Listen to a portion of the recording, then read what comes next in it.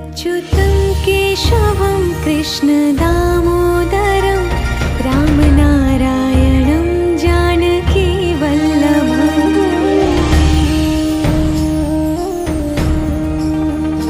अच्युतं केशवं कृष्णदामोदरं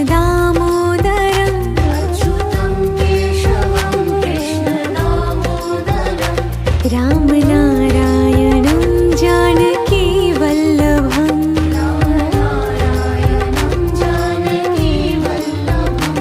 कौन कहते हैं भगवान आते नहीं,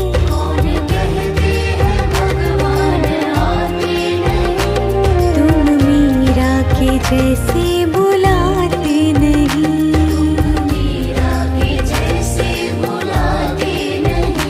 अच्युतं केशवं कृष्ण